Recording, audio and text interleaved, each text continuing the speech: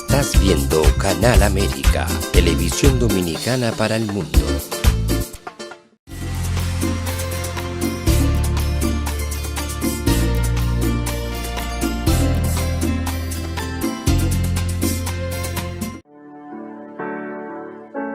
Sometimes life can be so damn hard. You don't know where to go. Everything keeps falling apart.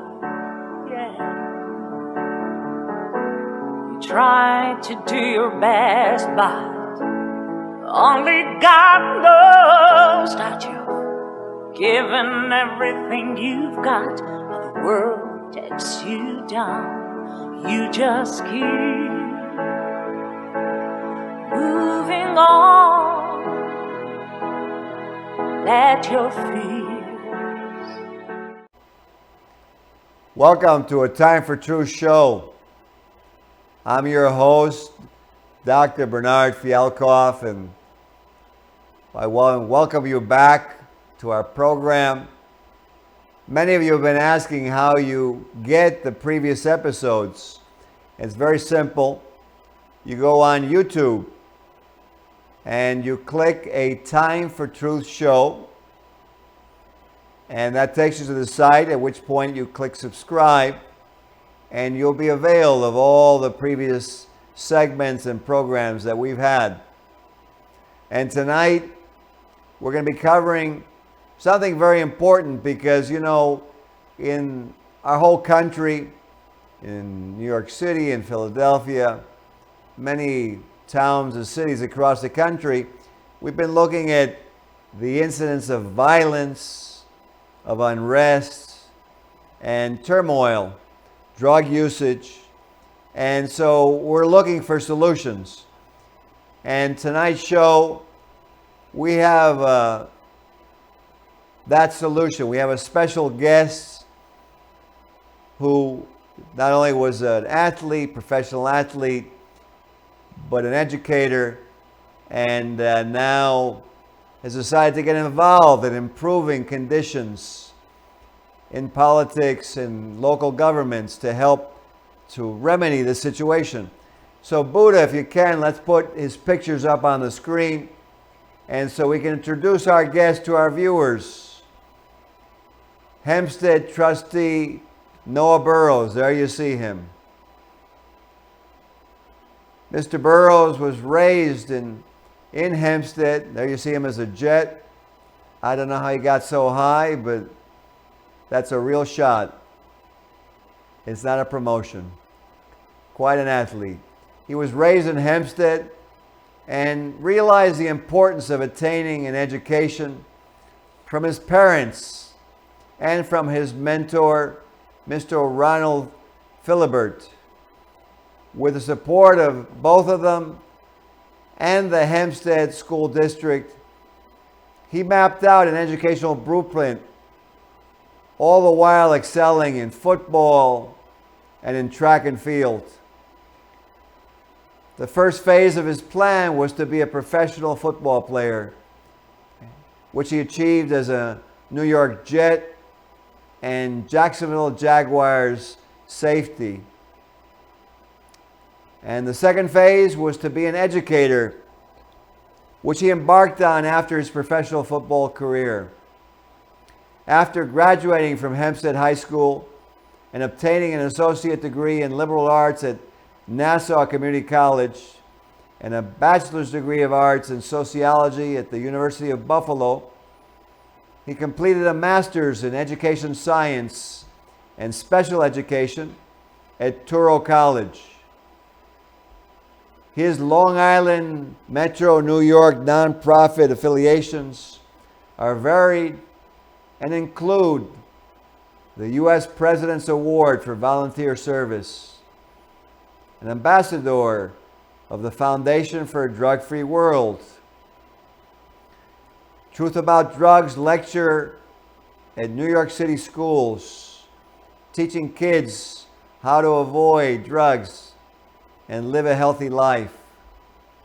And the Church Assembly of God Educational Literature Dissemination Program. He's in National Football League Players Association, New York and New Jersey treasurer. And he's participating in the annual toy drive of Bob's Big Give. And he's an annual fundraiser for Drug-Free World. Mr. Burroughs' wish is that children can look and see him as a beacon of hope, as an example that you can succeed, that no matter where you come from, you can succeed in life. And he really wants to get that message across to his fellow neighbors and friends and families in his home of Hempstead, New York. So, Buddha, if you can, please bring Mr. Noah Burroughs, Trustee Noah Burroughs, up on the screen, and we'll bid him a warm welcome to a Time for Truth show. Welcome. Thank you, Dr. Ben. Thank you for having me on the show, and I really appreciate it. Oh, it's a pleasure to have you. You know, first thing, because I was watching those pictures, how did you get so high in that game? I mean, I have never seen anybody that high off the ground. Well, that's called preparation, Dr. Ben, and that's the time I spent in the weight room and, doing a lot of squats, a lot of running, a lot of conditioning, and just a lot of off-season work. And, it's just something that I wanted to do. I always wanted to have an explosion, to be able to jump as high, run as fast as I could. And then on that play, you got a chance to see me actually do it. It's an amazing photo, It's like, I look at that photo and it reminds me of when Michael Jordan is, postering somebody, and I see you on that photo, and I just can't help but be, marveled by it. So unbelievable. What I wanted to ask you is, why are you such a strong advocate about the importance of academics for, for somebody young to succeed? Well, I am a product of exactly the type of kids that I work with, and I was fortunate enough to have a great family backing. I was great to have a dad who was involved in civil rights. I was fortunate enough to have a mom who cared so much for her kids that she would do anything for us to be in a better situation than my parents were. And so I took a lot of the teachings and learnings that they had as young people and even as adults, and they instilled those things into me. But I also had great teachers. I also had teachers that, were in Hempstead School District, that they believed in us as students. They believed that we could achieve a lot of the goals that we had. And so I realized that I did have help, not only from my parents, but I also had help from teachers and the administrators in the district. And I wanted to come back and help, because I know without those same influential role models that I may have not made it to where I've made it to. And I think it's just a give back. It's just something that innately, you want to do, because you realize that, that saying is true. It takes a village to raise an individual. And, like I said, I didn't just have my parents. I had my parents, I had my uncles, I had aunts, I had teachers, I had administrators, I had neighbors, I had people all over. So I want to be one of those people who try and help as much as I can, and try to be that role model that they have, that they can look at to see, hey, he came from here, so we can do it as well.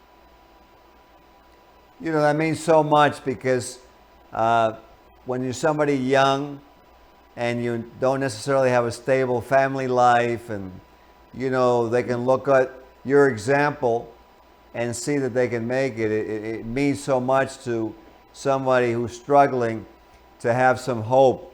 So I think, what you're doing is fantastic. And yeah, I'm curious, because you're a really great athlete and you're in track and field. So what is it, why is it that you chose football? How did you come to decide you wanted to be a professional football player? Well, I play a lot of sports, not just track and field, but lacrosse, baseball, football. I play basketball a little bit. Um, even wrestled. But I just it was one thing that I was fortunate enough to do as a young person. I realized what I was better at. I wanted to play basketball. I love basketball, but I don't think I was going to be 6'5", and I didn't think that. So, and I didn't think I had the best dribble with my left hand. So I decided to stick to something that I knew would be something that I could excel at. I was strong. I was fast. And I understood football really well, so I wanted to stick with football, and it was something that it was a great decision on my behalf, and I made because I was able to get to where I got. Interesting. And were you always a safety, or did you play different positions? No, in high school you play a lot of positions. In high school I played running back, wide receiver, tight end, cornerback, and safety. And in college, my freshman year, I started off as a wide receiver. Everybody wants to score touchdowns, and everybody wants to be that person who is just celebrated. But after my second year of college, my coaches they gave me an option. I could play a receiver, or I could probably dominate at the next level as a safety. So I decided to make a decision where I thought I could excel once again, and so I stuck to safety. And but in playing safety, sometimes you end up playing linebacker also. So I played safety and linebacker, and at some point, playing linebacker helped me be a better safety. Being playing safety helped me understand how linebackers would fit in certain gaps in certain situations like that, and it's just something that it just made me a better football player. And so I trusted my coaches as I had done years before with trusting my teachers and my parents, and they led me in the right direction. So it ended up being a position where it made me successful enough to become a professional football player. Interesting. And why you were as a football player, because I see that you've done a lot with drug education and mentoring kids, and so what were the effects that you witnessed with your fellow professional athletes, and some of the things that they fell prey to with drugs? Well, I had teammates that some I had some teammates that may have similar stories that I had growing up in communities similar where we had friends, relatives, or just associates that we knew had took part in dealing in drugs, smoking drugs, and becoming addicted to drugs. And we all had similar stories where it kind of scared us. Um, it is what forced us into doing something completely different than what everyone else was just doing, and it kind of made it so that you have one alternative aside from playing a sport, and that's doing what everyone else did, and that wasn't something that we wanted to do. So we all focused our energy on playing sports. That's not to say that some didn't get um, involved in drugs and playing sports, but for the most part, I can't say specifically that I had any friends that played in the NFL that partook in drugs. We, for the most part, we all joined an alliance. We all made our individual alliances, or we created our own foundations and trying to fight against drugs. And for the most part, like I said, we steered away from it because it was two options you had. Either do drugs, you get involved in drugs some way, or you get involved in sports. And for us, we all chose sports. And I think for many of us, it was something that was a good decision that we made. Makes a lot of sense. And we have a video that you sent me, and the short video. Engineer, can you put Mr. Burroughs' video on the screen? I think maybe it was a podcast or whatever. So let's just put that on for a minute, because he talks a little bit about I think drug education and the importance of it. So if you can pop that on, that'd be great. So I think we have to think about how impressionable young people are. When you use a drug as a crutch, then you're never truly reaching your goal on your own. No one teaches a child how to walk or ride a bike with training wheels, and then once they can learn how to ride the bike, they keep the training wheels on. And that's what I look at as people who have continuous drug usage, is they need something to push them. And I've never been one to need anything with the exception of my own desire to complete a goal or a task. It's interesting. It seems like you're definitely very goal-oriented and believe in a very structured, systematic approach. Would that be true? Yes, that's very true. One of the last teams that I played for in Jacksonville Jaguars, my head coach was Tom Coughlin. And for many of you who know Tom Coughlin, you know that he's no nonsense. So if we had a football team meeting and it was at 8 o'clock, if you walked in the door at 8 o'clock, you were late. And so if you were late, that meant you got fined. And that fine was $8,997. I'll never forget it. It was a weird number, but that was the fine for being late. And so we were always 15 minutes late for our meetings. We were always where we needed to be, where we were supposed to be on the field. We were always where we needed to be at the time that we were supposed to be there, because he was a no-nonsense coach. And in the game of football, if you're not where you should be at the time you should be, that could spell a disaster. And, no one wanted to be that guy who blew assignment or blew coverage based on him not focusing on the little details. Absolutely. The difference between success and failure. Absolutely. Timing. It's so important. And as an educator, what philosophy do you carry out with your students? Because I know you're in Hempstead area right now, you were involved in that. And, what's your approach when it comes to educating? It's similar. You try to be very organized, very structured. And then you try and explain to your students that there's no room for excuses. Excuses is one of to me, it's a gateway to failure, because an excuse, it doesn't help you get to your target goal. Your target goal could be whatever it is. It could be learning your ABCs, but if you have a constant excuse for why you didn't study your ABCs, or you didn't get a chance to practice, or for many different excuses you could come up with, it's not helpful, it's not conducive to you being able to learn those ABCs or learn whatever goal it is you have. And I've learned that the hard way. There were times where I thought I needed to make an excuse. And most times, if you hear me now as an adult, you'll usually hear me say, I don't have a reason, I don't have an excuse. I just didn't get it done.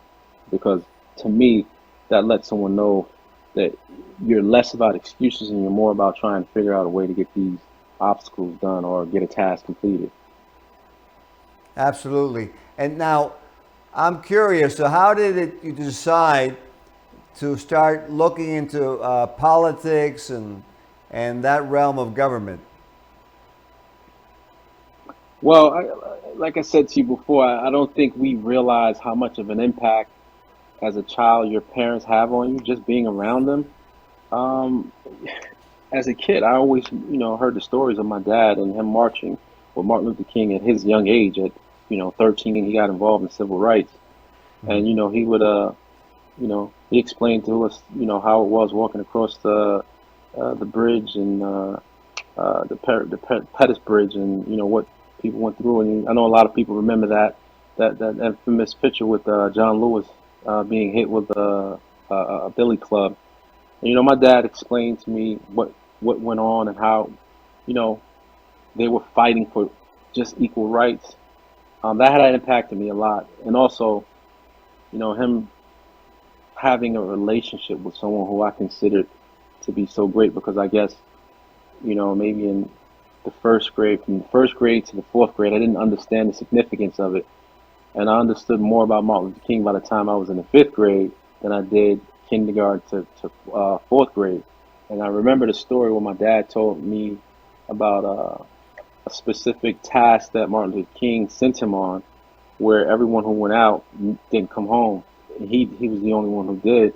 And to me, that was it was just breathtaking that he had actually had a part in something that meant so much to not just my family, but also meant so much to the country.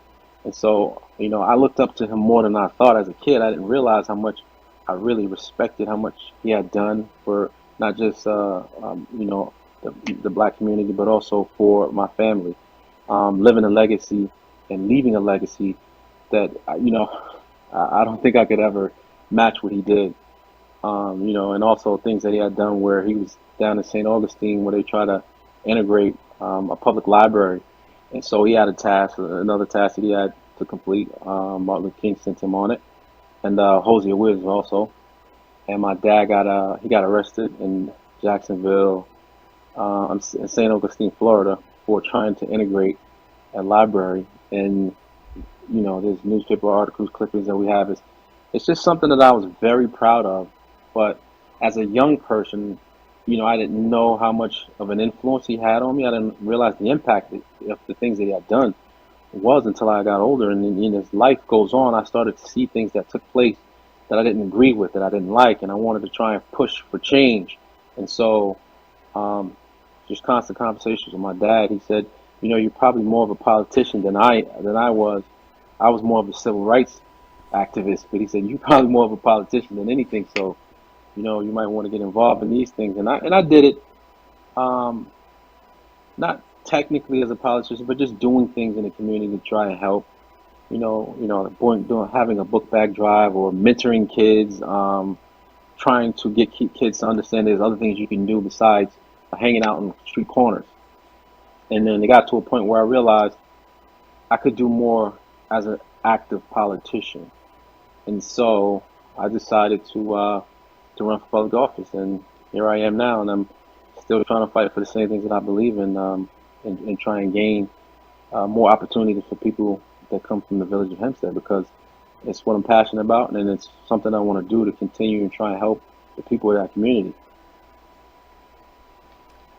Well, that's a fantastic, path in life, because our leaders are so important, especially in today's world. There's so much going on that seems like every day gets more and more out of control.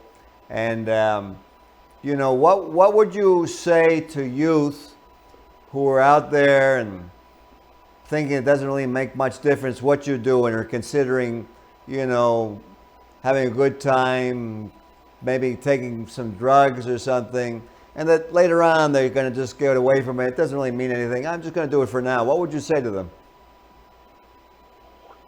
Well, I could tell you this, that as a village trustee, a sitting trustee, we often see a lot of the people that usually have drug usage. They have other issues as well. And, drug usage doesn't stem from someone who wants to just casually see how that drug makes you feel. It's other issues that go on. It could be psychological issues. It could be issues that we miss. We don't catch these issues from junior high school or high school. And so I think I'm in two of the perfect places to make a change in those situations. So if I'm in the middle school or junior high school, there are teachers that I have relationships with, and we try to attack, we try and help individuals where we may see them going in that direction. Or your program, which is beautiful, that I love, that I've instituted over the past 3 years, is that we teach them the truth about drugs. There's a whole lesson plan that I love that Drug Free World has disseminated to over 100,000 school districts, and it's an excellent tool. It explains to people things that they don't know, the harms of drugs that they don't know. There's so many things that drugs can do to a person's body that they weren't aware of, where your program actually explains that. And it's one of the things that I use, or tools that I use, to try and teach people the truth about drugs. Even as an adult, I've learned some things from you. I've learned some things from your program that I didn't know about drugs.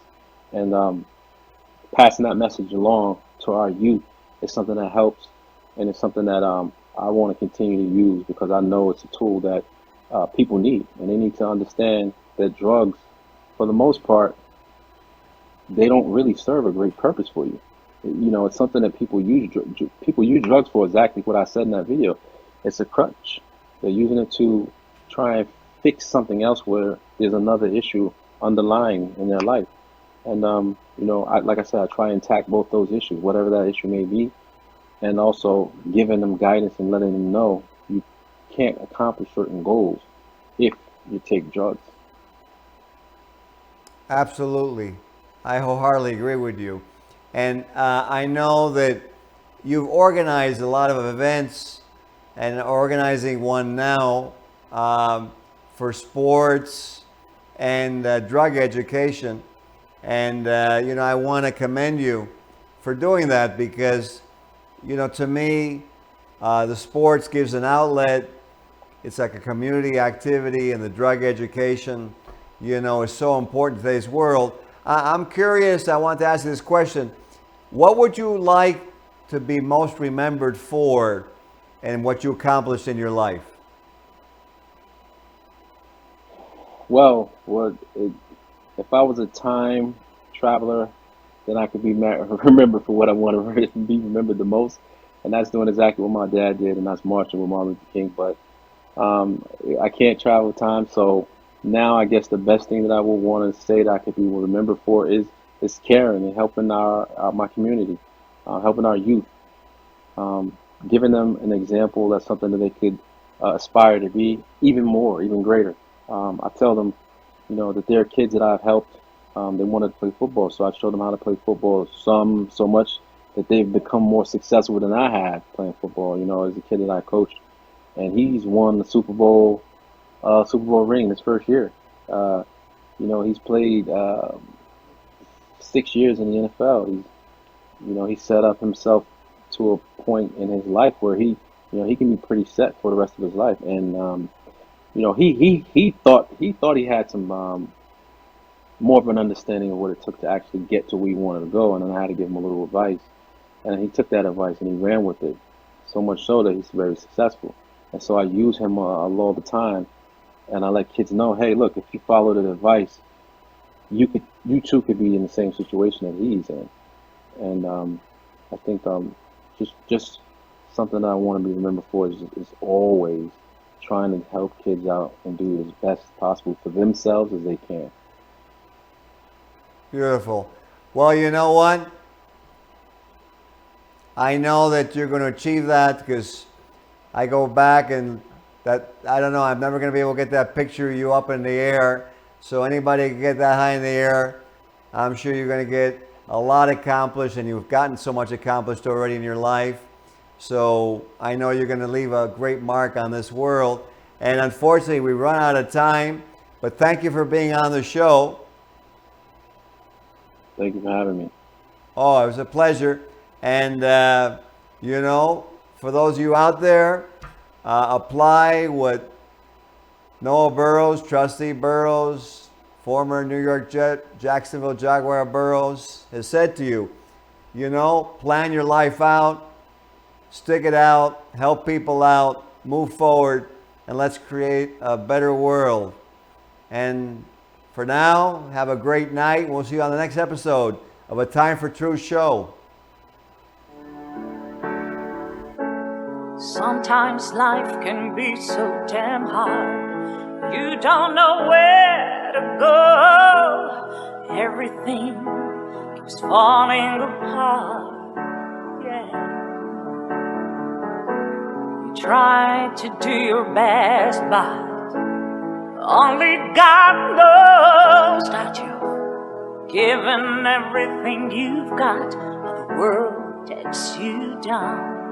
You just keep moving on. Let your feet